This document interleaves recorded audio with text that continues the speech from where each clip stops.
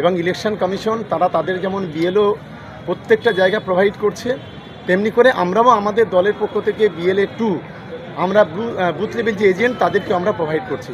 আমরা বাংলার মানুষকে এইটুকু আশ্বস্ত করতে চাই যে একজন বৈধ ভোটার, সেই ভোটার কাটার অধিকার ইলেকশন কমিশনের যেমন নেই, আর তেমনি কেন্দ্রীয় সরকার যত চেষ্টা করুক সেটা পারবে না। তৃণমূল কংগ্রেসের সাধারণ সম্পাদক অভিষেক বন্দ্যোপাধ্যায় তার নির্দেশে আজকের ভাঙড় বিধানসভা তৃণমূল কংগ্রেসের উদ্যোগে এসআইআর নিয়ে ভারতীয় জনতা পার্টি বলি আর ইলেকশন কমিশন বলি যে চক্রান্ত ষড়যন্ত্র করে মানুষের ভোটাধিকার কেড়ে নিতে চাইছে, আমাদের সেই বিষয়ে আজকে আমাদের সভা ছিল। আমরা সতর্ক করলাম এবং কিভাবে বিএলএর সঙ্গে বিএলএ 2 কাজ করবে এবং আমাদের পিইআরএস যারা তারা কিভাবে কাজ করবে সেই বিষয়টাকে আজ আমরা অবগত করলাম। এটাই ছিল আজকের আমাদের আলোচনা সভা। তৃণমূলের ডিজিটাল যোদ্ধার পাল্টা এবার বিজেপির নম যুব যোদ্ধা কর্মসূচি 26-এর ভোটের আগে নতুন কৌশল বিজেপি। তৃণমূল কংগ্রেসের সরকারের পর্বত প্রমাণ দুর্নীতি নিয়ে তারা প্রচার করবে বলে জানা যাচ্ছে। মিক্স কল দিয়ে ডিজিটাল যোদ্ধার নথিভুক্ত নাম করার আবেদন করছে বিজেপি, কি বলবেন? দেখুন, এই আমরা আগে শুনতাম বাংলা আজকে যেটা ভাবে ভারতবর্ষ কালকে সেটা ভাবে। আজকে তৃণমূল কংগ্রেস যেটা ভাবছে বিজেপি কালকে সেটা ভাবে। যত যোদ্ধা বলো আর যত সৈনিক বলো, যত যাই করুক না কেন, বাংলায় মমতা বন্দ্যোপাধ্যায়ের নেতৃত্বে, অভিষেক বন্দ্যোপাধ্যায়ের নেতৃত্বে চতুর্থ পাড়ার জন্য সরকার তৈরি হবে। ওরা যতই চেষ্টা করুক, যতই ডবল ইঞ্জিন, ট্রিপল ইঞ্জিন, যত ইঞ্জিন এসে নামাক, কোনো কিছু লাভ হয়নি আর আগামী দিনেও হবে না। ওসব যোদ্ধা পোদ্ধা ওটা নাম কষতে, ওসব কোনো কাজে লাগবে না।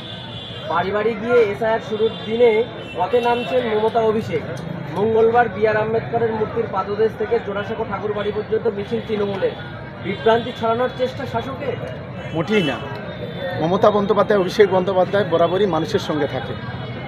আপনারা দেখেছি এনআরসি যখন হয়েছে, সিএ যখন হয়েছে, ওয়াকফ সম্পত্তি নিয়ে যখন আন্দোলন হয়েছে, যখন নোটবন্দি হয়েছে, তখনও মমতা বন্দ্যোপাধ্যায়, অভিষেক বন্দ্যোপাধ্যায় রাস্তায় ছিল, মানুষের পাশে ছিল। আর আগামী দিনেও একইভাবে মমতা বন্দ্যোপাধ্যায়, অভিষেক বন্দ্যোপাধ্যায় বাংলার মানুষের পাশে আছে, বাংলার মানুষে থাকবে। 4 তারিখের সবচেয়ে বড় উদাহরণ যে রাজপথে দাঁড়িয়ে মমতা বন্দ্যোপাধ্যায়, অভিষেক বন্দ্যোপাধ্যায় তারা মানুষের পাশে আছে, এই বার্তাটা তারা দিতে চাইছে। এসআইআর এর এরকম একটা সন্ধিক্ষণে আগামী 4 নভেম্বর সুব্রত ঠাকুরের নেতৃত্বে শুরু হতে চলেছে 3য় মতুয়া সংগঠন। মতুয়া বাড়িতে ফের ভাঙন।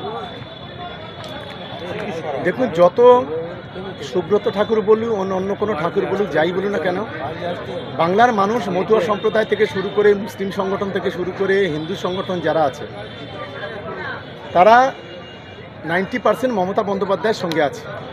তারা জানে যদি এই মুহূর্তে বাংলার মাটিতে দাঁড়িয়ে সাম্প্রদায়িক সম্প্রীতির পক্ষে যদি কেউ লড়াই করে, সেটা হলো মমতা বন্দ্যোপাধ্যায়।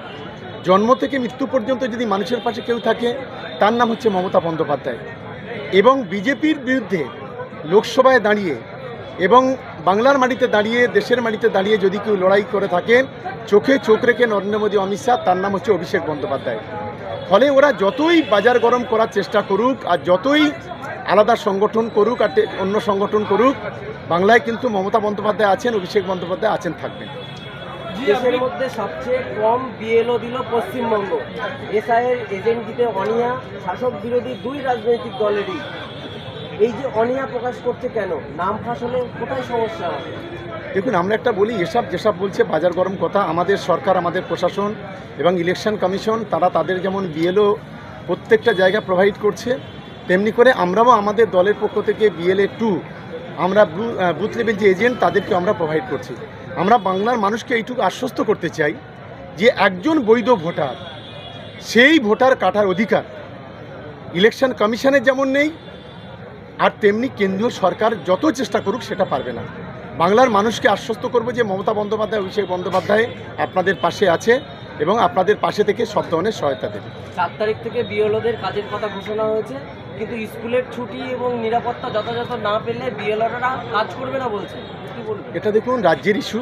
নিশ্চিতভাবে আমাদের সরকার, আমাদের মাননীয় মুখ্যমন্ত্রী আছেন, পাশাপাশি ইলেকশন কমিশনের একটা রুলস আছে, নিশ্চিতভাবে সে বিষয়ে যা বলার তারা বলবেন।